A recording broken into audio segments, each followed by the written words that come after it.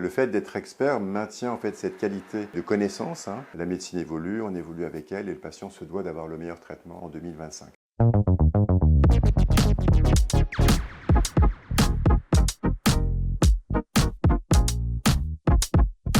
C'est les patients qui vont déposer tous leurs dossiers, la clinique, l'histologie, la biologie, la radiologie. En fait, ils demandent à un expert, en fonction de la pathologie qu'ils ont, de pouvoir regarder le dossier dans un délai très rapide et de pouvoir donner une réponse synthétique, argumentée, référencée, de façon à voir si sa stratégie thérapeutique qui a été proposée par son médecin référent local correspond à l'expertise du médecin expert.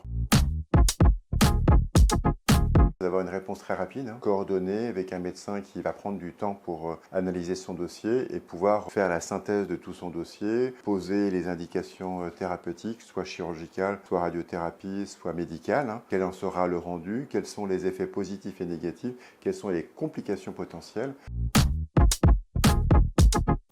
C'est des médecins en fait qui se tiennent à jour au quotidien sur qui sort en fait comme progrès médicaux au niveau international. C'est un médecin qui va dans les congrès internationaux, qui lit la presse, qui lit les journaux scientifiques et qui se met à jour en fonction de telle ou telle pathologie. Le fait d'être expert maintient en fait cette qualité de connaissance, puisqu'on se remet toujours en question. La médecine avance très très vite, les progrès avancent très très vite. Moi, j'interviens sur les dossiers génito-urinaires. C'est le rein, c'est la prostate, c'est la vessie, c'est le testicule. Souvent, dans les cancers de la prostate, il y a différentes stratégies thérapeutiques qui peuvent s'opposer. Un patient peut se trouver dans des conditions un peu difficiles à choisir.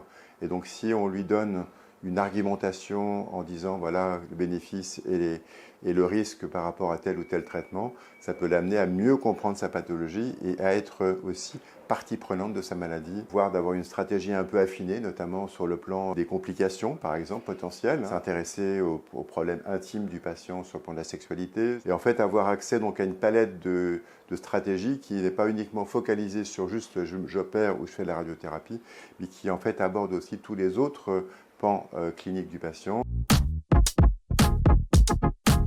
Une cinquantaine environ. Les dossiers, ça demande environ 1 heure. On peut avoir des questions qui se posent derrière, donc du coup, on va répondre à ce patient dans les temps. Généralement, on fait ces réponses en 24 à 48 heures maximum. Je pense que je suis utile, oui tout à fait, parce que dans environ 70% des cas, ça va corroborer avec le médecin local, mais du coup ça renforce la confiance du patient envers son médecin localement, et donc du coup il va vers une stratégie thérapeutique totalement confiant et rasséréné, si je puis dire. Dans 30% des cas, on peut donner un avis complètement différent, auquel cas le patient va nous poser des questions sur pourquoi, comment, etc.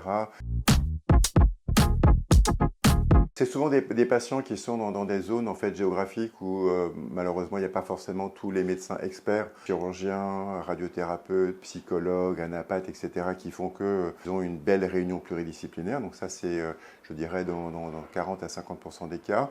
Dans 30% des cas, c'est des patients qui sont informés mais qui veulent avoir un deuxième avis. Et dans 20% des cas, c'est des gens qui sont très experts dans le domaine, qui lisent beaucoup, qui vont sur Internet et qui se posent des questions par rapport au choix de traitement qui leur a été proposé localement et qui veulent en savoir plus. Et du coup, c'est des gens qui vous challengent.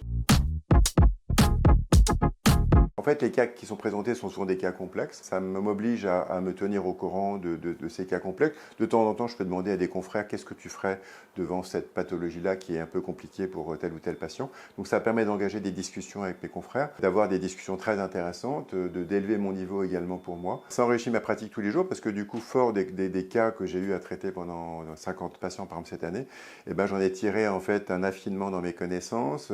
J'ai été voir sur Internet telle ou telle stratégie thérapeutique, tel ou tel examen qu'on peut faire, etc. La médecine évolue, on évolue avec elle et le patient se doit d'avoir le meilleur traitement en 2025. On n'a qu'une vie, on peut avoir la bonne stratégie dès le premier coup, c'est un gain potentiel pour sa vie, pour sa survie.